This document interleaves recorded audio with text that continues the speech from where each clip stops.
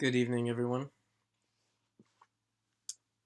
Your friend Alistair here. You're listening to Efferalgang Radio, and this is your friend Alistair reads you a bedtime story. Just a couple things on the top of the show.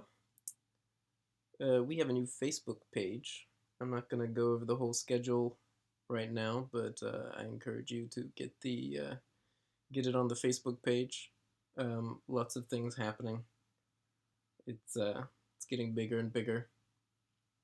Yeah, let me know if the audio is okay. I've got to work with my computer here.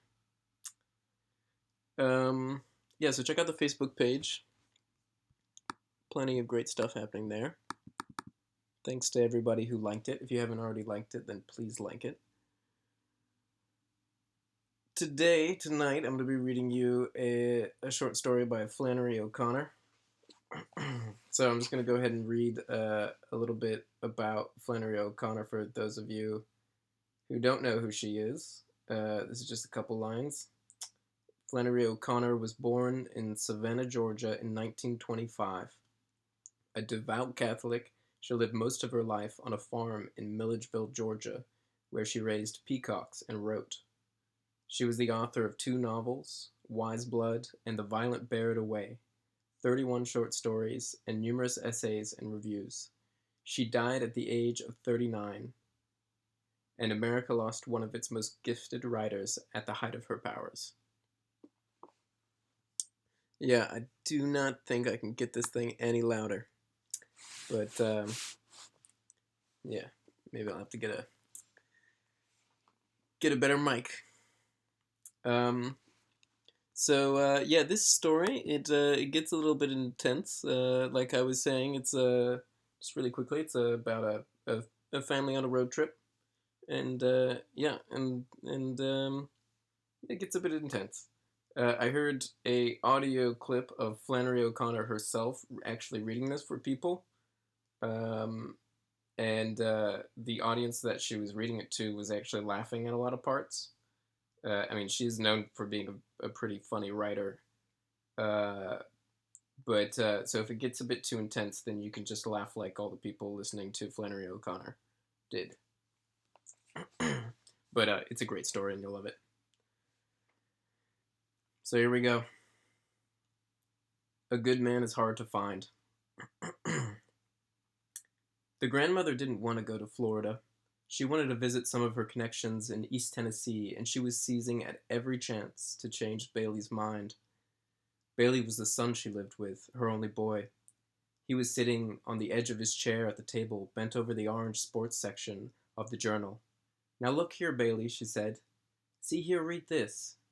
And she stood with one hand on her thin hip and the other rattling the newspaper at his bald head. Here this fella that calls himself the Misfit is loose from the federal pen and headed towards Florida. And you can read what it says he did to those people.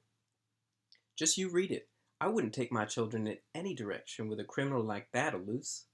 I couldn't answer to my conscience if I did. Bailey didn't look up from his reading, so she wheeled around and then faced the children's mother, a young woman in slacks, whose face was as broad and innocent as cabbage, and was tied around with a green handkerchief that had 2 points on the top like rabbit's ears. She was sitting on the sofa, feeding the baby his apricots out of a jar. The children have been to Florida before, the old lady said. You ought to take them somewhere else for a change, so they would see different parts of the world and be broad. They have never been to East Tennessee. The children's mother didn't seem to hear her, but the 8-year-old boy, John Wesley, a stocky child with glasses, said, If you don't want to go to Florida, why don't you stay home?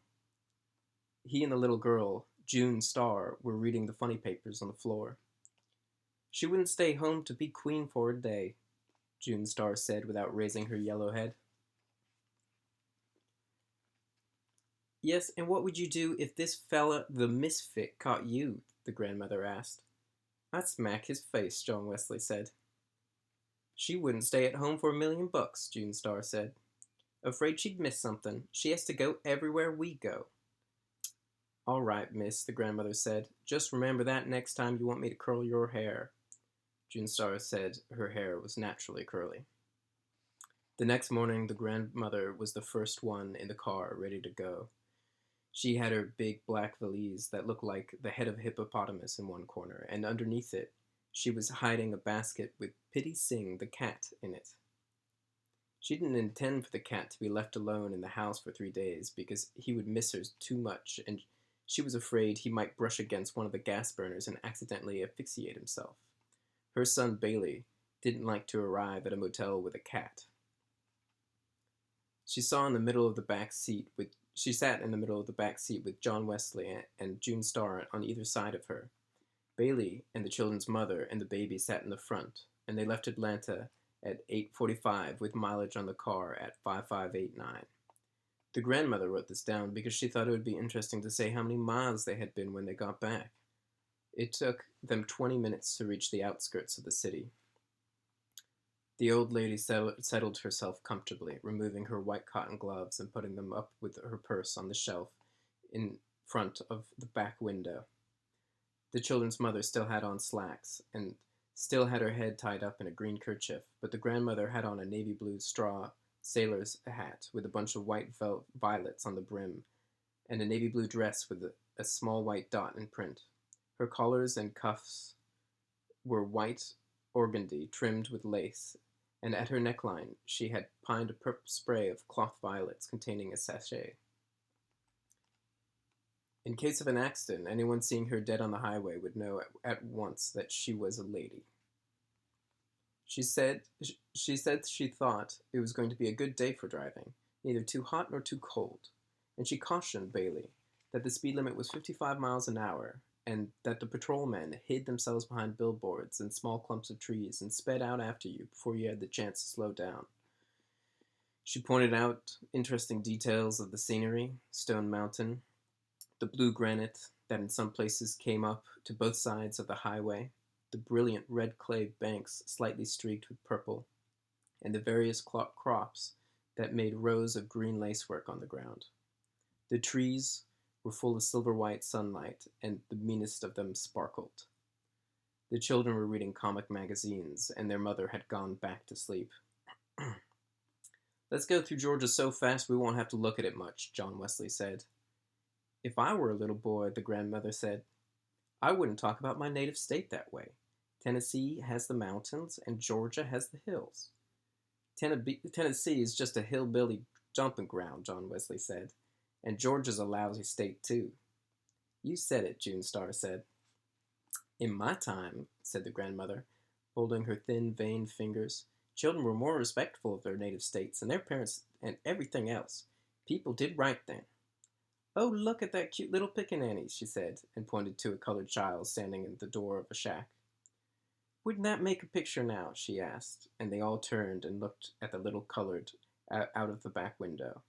He waved. "He didn't have any breeches on," June Star said. "He probably didn't have any," the grandmother explained. Little colored people in the country don't have things like we do." "If I could paint, I'd paint that a picture," she said. The children exchanged comic books. The grandmother offered to hold the baby, and the children's mother passed him over the front seat to her. She set him on her knee and bounced him and told him about the things that were passing.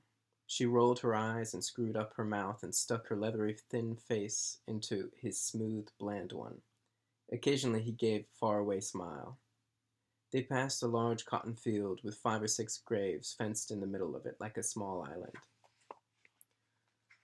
Look at the graveyard," the grandmother said, pointing it out. "That was the old family burying ground that belonged to the plantation." "Where's the plantation?" John Wesley asked.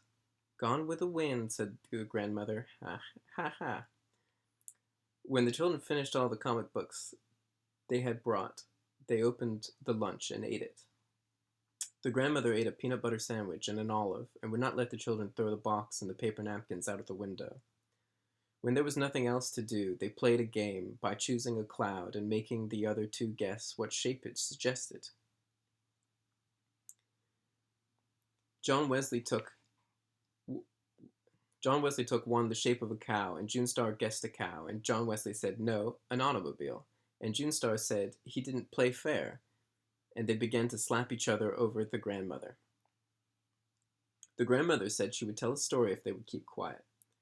When she told a story, she rolled her eyes and waved her head in a very dramatic way.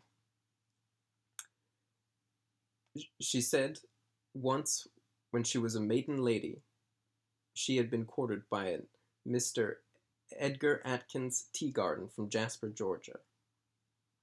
She said he was a very good-looking man and a gentleman, and that he brought her a watermelon every Saturday afternoon with his initials cut in it, E.A.T. Well, one Saturday, she said, Mr. Teagarden brought the watermelon and there was nobody home, and he left it on the front porch and returned in his buggy to Jasper, but she never got the watermelon, she said, because a colored boy ate it when he saw the initials E.A.T. This story tickled John Wesley's funny bone, and he giggled and giggled, but June Star didn't think it was any good. She said she wouldn't marry a man that just brought her a watermelon on Saturday. The grandmother said she would have done well to marry Mr. Teagarden because he was a gentleman and had bought Coca-Cola stock when it came out, and that he had died only a few years ago, a very wealthy man. They stopped at the tower for barbecued sandwiches. The tower was a part stucco and part wood filling station, and a dance hall set in a clearing outside Timothy. A fat name named Red Sammy Butts ran in, and there were signs stuck here and there on the building, and for miles up and down the highway saying, "Try Red Sammy's famous barbecue. None like famous Red Sammy's. Red Sam, the fat boy with a happy laugh. A veteran. Red Sammy's your man." Red Sammy was lying on the bare ground outside the tower with his head under a truck, while a gray monkey about a foot high, chained to a small chinaberry tree, chattered nearby. The monkey sprang back into the tree and got on the highest limb as soon as he saw the children jump out of the car and run towards him. Inside, the tower was a long, dark room with a counter at one end and tables at the other, and dancing space in the middle. They all sat down at a board table next to the Nickelodeon, and Red Sam's wife, a tall, burnt brown woman with hair and eyes lighter than her skin, came and took their order. The children's mother put a dime in the machine and played the Tennessee Waltz, and the grandmother said that tune always made her want to dance. She asked Bailey if he would like to dance, but he only glared at her. He didn't have a natural sunny disposition like she did, and trips made him nervous. The grandmother's brown eyes were very bright. She swayed her head from side to side and pretended she was dancing in her chair. June Star said, "Play something she could tap to," so the children's mother put in another dime and played a fast number, and June Star stepped out onto the dance floor and did her tap routine. "Ain't she cute?" Red Sam's wife said, leaning over the counter. "Would you like to come be my little girl?" "No, I certainly wouldn't," June Star said. "I wouldn't live in a broken down place like this for $1,000,000. And she ran back to the table. "Ain't she cute?" the woman repeated, stretching her mouth politely. "Aren't you ashamed?" hissed the grandmother. Red Sam came in and told his wife to quit lounging on the counter and hurry up with those people's orders. His khaki trouser reached just to his hip bones, and his stomach hung over them like a sack of meal swaying from his shirt. He came over and sat down at a table nearby and let out a combination sigh and yodel. "You can't win," he said. "You can't win." And he wiped his sweating red face off with a gray handkerchief. "These days you don't know who to trust," he said. "Ain't that the truth?"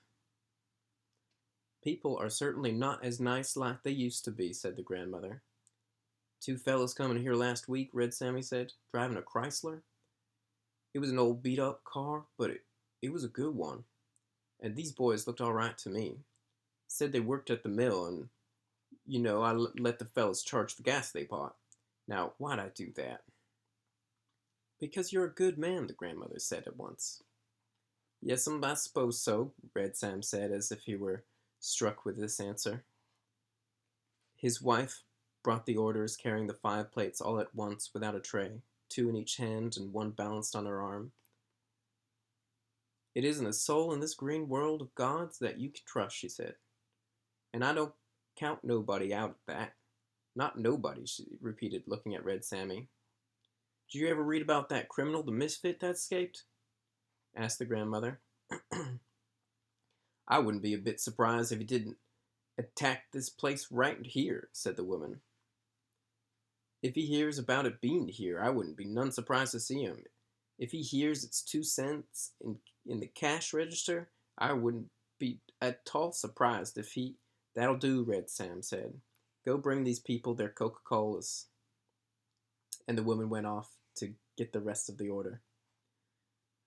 "A good man is hard to find," Red Sammy said. "Everything is getting terrible. I remember the day you could go off and leave your screen door unlatched. Not no more." He and the grandmother discussed better times. The old lady said that, in her opinion, Europe was entirely to blame for the way things were now. She said the way Europe acted would make you think they were made of money. And Red Sam said it was no use talking about it. She was exactly right. The children ran outside into the white sunlight and looked at the monkey in the lacy chinaberry tree. He was busy catching fleas on himself and biting each one carefully between his teeth as if it were a delicacy. They drove off again into that hot afternoon. The grandmother took cat naps and woke up every few minutes with her own snoring. Outside of Toomsboro, she woke up and recalled an old plantation that she had visited in this neighborhood once when she was a young lady.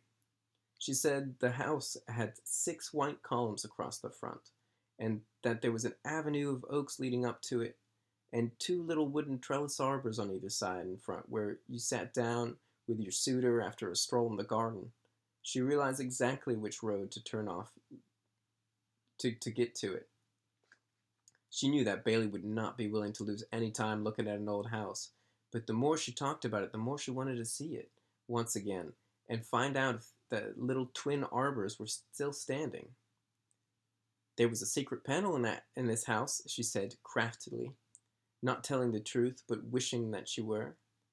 "And the story went that all the family silver was hidden in it when Sherman came through, but it was never found." "Hey," John Wesley said, "let's go see it. We'll find it. We'll poke around all the woodwork and find it. Who lives there? Where do you turn off at? Hey, Puff, can't we go turn off there?" "We never have seen a house like that before with a secret panel," June Star shrieked. "Let's go to the house with a secret panel. Hey, Pop, can't we go see the house with the secret panel?" It's not too far from here, I know," the grandmother said. "It wouldn't take over 20 minutes. Bailey was looking straight ahead. His jaw was as rigid as a horseshoe. "No," he said. The children began to yell and scream that they wanted to see the house with the secret panel. John Wesley kicked the back of the front seat, and June Star hung over her mother's shoulder and whined desperately into her ear that they never had any fun on their vacation, that they could never do what they wanted to do. The baby began to scream, and John Wesley kicked the back of the seat so hard that his father could feel the blow in his kidneys. "All right," he shouted, and he drew the car to a stop at the side of the road. "Will you all shut up? Will you all just shut up for 1 second? If you don't shut up, we won't go anywhere." "It would be very educational for them," the grandmother murmured. "All right," Bailey said, "but get this, if this is the only time we're going to stop for anything like that. This is the one and only time." "The dirt road you have to turn down is about a mile back," the grandmother directed. "I marked it when we passed." "A dirt road," Bailey groaned. After they had turned around, they were headed towards the dirt road. The grandmother recalled other points about the house, the beautiful glass over the front doorway and the candle lamp in the hall. John Wesley said that the secret panel was probably in the fireplace. "You can't go inside the house," Bailey said. "You don't know who lives there." "While you all talk to the people in the front, I'll run around behind and get in the window," John Wesley suggested. "We'll all stay in the car," his mother said. They turned onto the dirt road, and the car raced roughly along a swirl of pink dust. The grandmother recalled the times when there were no paved roads, and 30 miles was a day's journey. The dirt road was hilly, and there were sudden washes in it, and sharp curves on dangerous embankments. All at once they would be on a hill looking down over the blue tops of trees for miles around. Then the next minute they would be in a red depression with dust-coated trees looking down on them. "This place had better turn up in a minute," Bailey said, "or I'm going to turn around." The road looked as if no one had traveled on it for months. "It's not much further," the grandmother said, and just as she said it, a horrible thought came to her. The thought was so embarrassing that she turned red in the face and her eyes dilated, and her feet jumped up, upsetting her valise in the corner. The instant the valise moved, the newspaper top she had over the basket under it rose with a snarl, and Pitty Sing, the cat, sprang onto Bailey's shoulders. The children were thrown to the floor, and their mother, clutching the baby, was thrown out the door onto the ground. The old lady was thrown into the front seat. The car turned over once and landed right side up in a gulch off the side of the road. Bailey remained in the driver's seat with the cat, gray-striped, with a broad, white face and an orange nose, clinging to his neck like a caterpillar.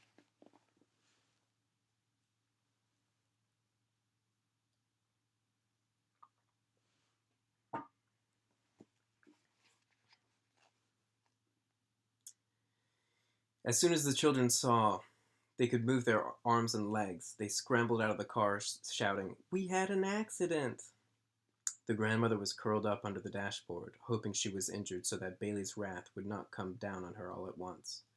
The horrible thought she had had before the accident was that the house she had remembered so vividly was not in Georgia but in Tennessee. Bailey removed the cap from his neck with both hands and flung it out the window against the side of a pine tree. Then he got out of the car and started looking for the children's mother. She was sitting against the side of the red-gutted ditch, holding the screaming baby, but she only had a cut down her face and a broken shoulder. "We've had an accident," the children screamed in a frenzy of delight. "But nobody's killed," June Star said with disappointment as her grandmother limped out of the car, her hat still pinned to her head, but the broken front brim standing up at a jaunty angle and the violet spray hanging off the side. They all sat down in the ditch except for the children to recover from the shock. They were all shaking. "Maybe a car will come along," the children's mother said hoarsely. "I believe I have injured an organ," said the grandmother, pressing her side, but no one answered. Bailey's teeth were clattering. He had on a yellow sports shirt and with bright blue parrots designed in it, and his face was as yellow as the shirt. The grandmother decided that she would not mention that the house was in Tennessee. The road was about 10 feet above, and they could see only the tops of the trees on the other side. Behind the ditch they were sitting in, there was more woods, tall and dark and deep. In a few minutes they saw a car some distance away, on top of a hill, coming slowly, as if the occupants were watching them. The grandmother stood up and waved both arms dramatically to attract their attention. The car continued to come in slowly, disappeared around a bend, and appeared again, moving even slower. On top of the hill they had gone over. It was a big, black, battered hearse-like automobile. There were 3 men in it. It came to a stop just over them, and for some minutes the driver looked down with a steady, expressionless gaze to where they were sitting and didn't speak. Then he turned his head and muttered something to the other 2, and they got out. One was a fat boy in black trousers and a red sweatshirt with a silver stallion embossed on the front of it. He moved around on the right side of them and stood staring, his mouth partly opened in a kind of loose grin. The other had on khaki pants and a blue striped coat and a gray hat pulled down very low, hiding most of his face. He came around slowly on the left side.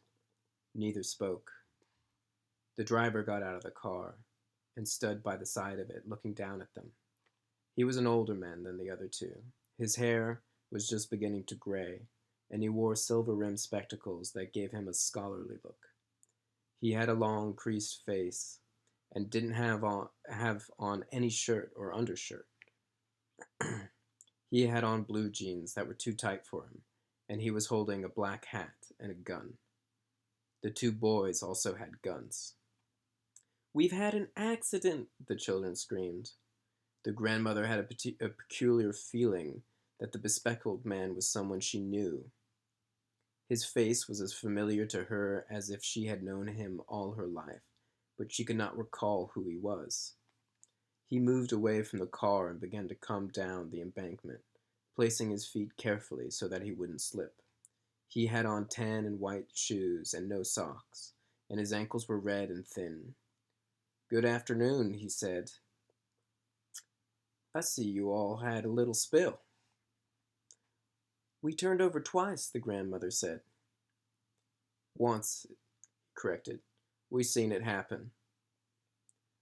"Try their car and see if it'll run, Hiram," he said quietly to the boy with the gray hat. "What you got that gun for?" John Wesley asked. "What you gonna do with that gun?" "Lady," the man said to the children's mother, "would you mind calling them children to sit down by you? Children make me nervous. I want all of you to sit down right together there where you are at." "What are you telling us what to do for?" June Star asked. Behind them, the line of woods gaped like a dark, open mouth. "Come here," said their mother. "Look here now," Bailey began suddenly. "We're in a predicament. We're in—" The grandmother shrieked. She scrambled to her feet and stood staring. "You're the misfit," she said. "I recognized you at once." "Yes'm," the man said, smiling slightly, as if he were pleased, in spite of himself, to be known. "But it would have been better for all of you, lady, if you hadn't recognized me." Bailey turned his head sharply and said something to his mother that shocked even the children. The old lady began to cry, and the misfit reddened. "Lady," he said, "don't you get upset. Sometimes a man says things he don't mean. I don't reckon he meant to talk to you that way." "You wouldn't shoot a lady, would you?" the grandmother said, and removed a clean handkerchief from her cuff and began to slap at her eyes with it. The misfit pointed the toe of his shoe into the ground and made a little hole and then covered it up again. "I would hate to have to," he said. "Listen," the grandmother almost screamed. "I know you're a good man. You don't look a bit like you have common blood. I know you must come from nice people." "Yes, ma'am," he said. "Finest people in the world." When he smiled, he showed a row of strong white teeth. "God never made a finer woman than my mother, and my daddy's heart was pure as gold," he said. The boy with the red sweatshirt had come around and behind them and was standing with his gun at his hip. The misfit squatted down on the ground. "Watch them children, Bobby Lee," he said. "You know they make me nervous." He looked at the six of them, huddled together in front of him, and he seemed to be embarrassed, as if he couldn't think of anything to say. "Ain't a cloud in the sky," he remarked, looking up at it. "Don't see no sun, but don't see no cloud either." "Yes, it's a beautiful day," said the grandmother. Listen, she said. "You shouldn't call yourself the misfit, because I know you're a good man at heart. I can just look at you and tell." "Hush," Bailey yelled. "Hush, everybody, shut up and let me handle this." He was squatting in the position of a runner about to sprint forward, but he didn't move. "I appreciate that, lady," the misfit said, drew a little circle on the ground with the butt of his gun. "It'll take a half hour to fix this car here," Hiram called, looking over the raised hood of it. "Well, first you and Bobby Lee get him and that little boy to step over yonder with you," the misfit said, pointing to Bailey and John Wesley. "The boys want to ask you something," he said to Bailey. Would you mind stepping back in them in them woods there with them? Listen, Bailey began. We're in a terrible predicament. Nobody realizes what this is. And his voice cracked. His eyes were as blue and intense as the parrots on his shirt. And he remained perfectly still. The grandmother reached up to adjust her hat brim, as if she were going to the woods with him, but it came off in her hand. She stood staring at it, and after a second she let it fall on the ground. Hiram pulled Bailey up by the arm as if he were assisting an old man. John Wesley caught hold of his father's hand, and Bobby Lee followed. They went off towards the woods, and just as they reached the dark edge, Bailey turned and, supporting himself against a gray, naked pine trunk, shouted, "I'll be back in a minute, Mama. Wait on me." "Come back this instant," his mother shrilled, but they all disappeared into the woods. "Bailey boy," the grandmother called in a tragic voice, but she found she was looking at the misfit squatting on the ground in front of her. "I just know you're a good man," she said desperately. "You're not one bit common." "No, ma'am, I ain't a good man," the misfit said after a second, as if he had considered her statement carefully. "But I ain't the worst in the world, neither. My daddy said I was a different breed of dog from my brothers and sisters.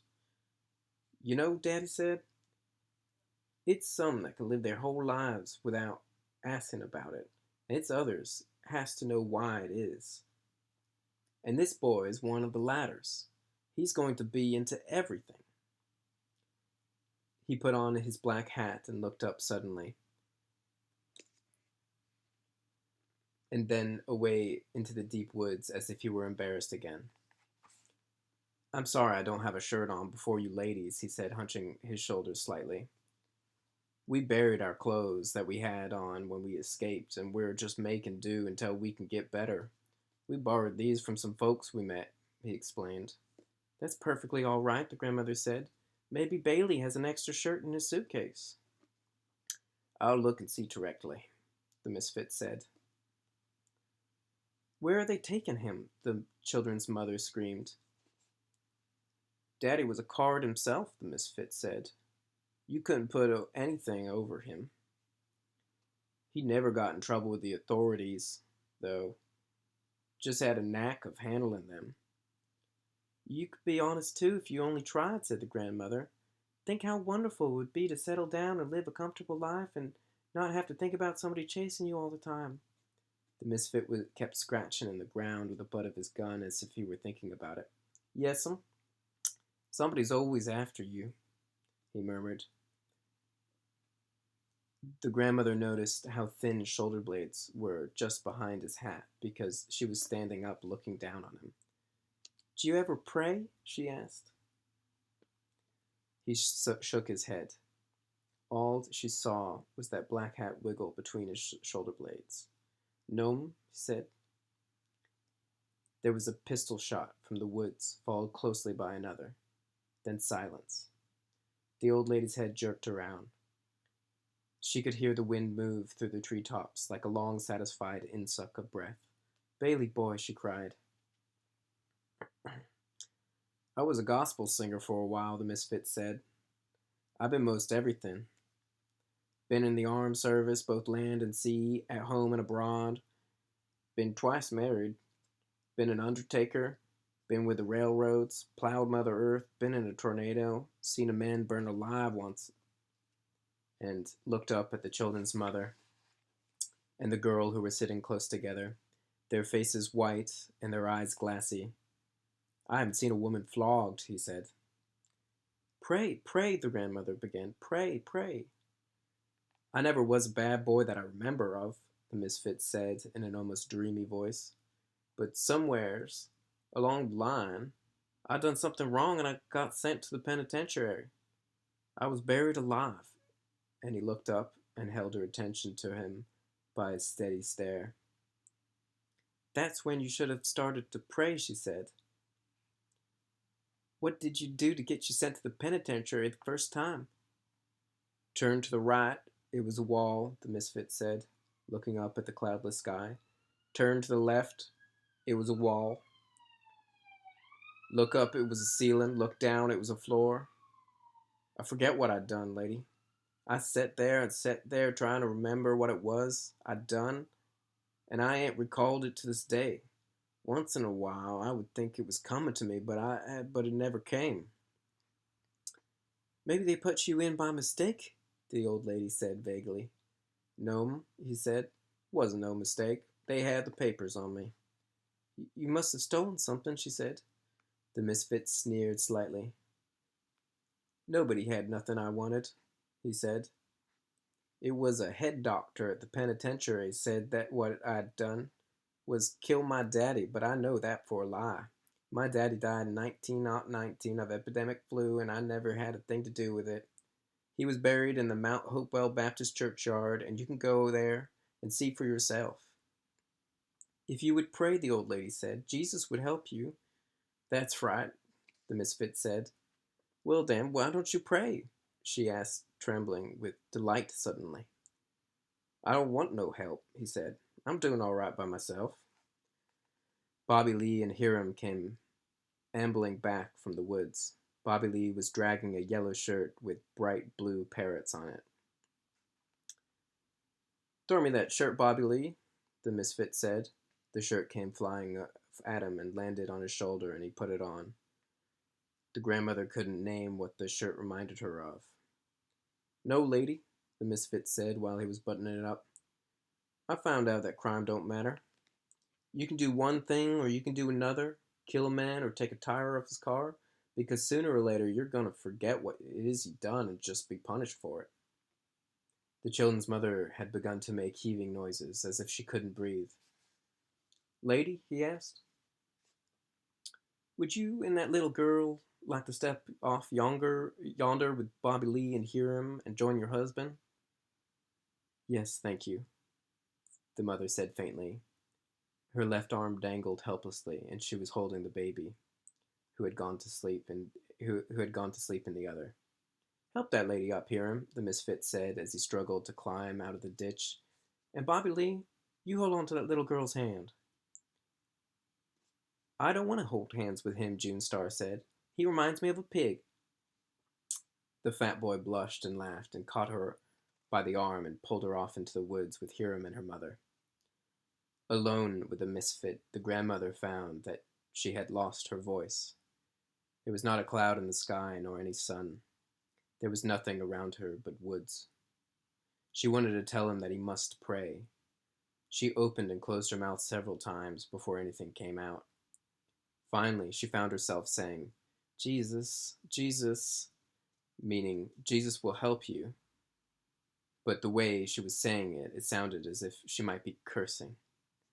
Yes'm, the misfit said as if he agreed. Jesus thrown everything off balance. It was the same case with him as with me, except he hadn't committed any crimes, and they could prove I had committed one because they had the papers on me. Of course, he said. They never showed me my papers. That's why I sign myself now. I said long ago, you get you a signature and sign everything you do and keep a copy of it, then you'll know what you've done and you can hold up the crime to the punishment and see do they match, and in the end, you'll have something to prove you ain't been treated right. I call myself the misfit, he said, because I can't make what all I done wrong fit what all I gone through in punishment. There was a piercing scream from the woods, followed closely by a pistol report. Does it seem right to you, lady, that one is punished a heap and another ain't punished at all? Jesus, the old lady cried, you've got good blood. I know you won't shoot a lady. I know you come from nice people. Pray, Jesus, you ought not to shoot a lady. I'll give you all the money I've got. Lady, the misfit said, looking beyond her, far into the woods. There never was a body that gave an undertaker a tip. There were 2 more pistol reports, and the grandmother raised her head like a parched old turkey hen crying for water and called, Bailey boy, as if her heart would break. Jesus was the only one that ever raised the dead, the misfit continued, and he shouldn't have done that. He'd thrown everything off balance. If he did what he said, then it's nothing for you to do but throw away everything and follow him. And if he didn't, then it's nothing for you to do but enjoy the few minutes you've got left the best way you can, by killing somebody or burning down his house or doing some other meanness to him. No pleasure but meanness, he said, and his voice had almost become a snarl. Maybe he didn't raise the dead, the old lady mumbled, not knowing what she was saying and feeling so dizzy that she sank down in the ditch with her legs twisted under her. I wasn't there, so I can't say he didn't, the misfit said. I wish I had been there, he said, hitting the ground with his fist. It ain't right I wasn't there, because if I had been there, I would have known. Listen, lady, he said with a high voice. If I had if I had been there, I would have known I wouldn't be like I am now. His voice almost seemed to crack, and the grandmother's head cleared for an instant. She saw the man's face twisted close to her own, as if he were going to cry, and she murmured, Why, you're one of my babies. You're one of my children. She reached out and touched him on the shoulder. The misfit sprang back as if a snake had bitten him and shot her 3 times through the chest. Then he put his gun down on the ground and took off his glasses and began to clean them. Hiram and Bobby Lee returned from the woods and stood over the ditch looking down at the grandmother, who half sat, half lay in a puddle of blood with her legs crossed under her like a child's, and her face smiling up at the cloudless sky. Without his glasses, the misfit's eyes were red-rimmed and pale and defenseless looking. Take her off and throw her where you've thrown the others, he said, picking up the cat that was rubbing itself against his leg. She was a talker, wasn't she? Bobby Lee said, sliding down the ditch with a yodel. She would have been a good woman, the misfit said, if it had been somebody there to shoot her every minute of her life. Some fun, but Bobby Lee said. Shut up, Bobby Lee, the misfit said. It's no real pleasure in life.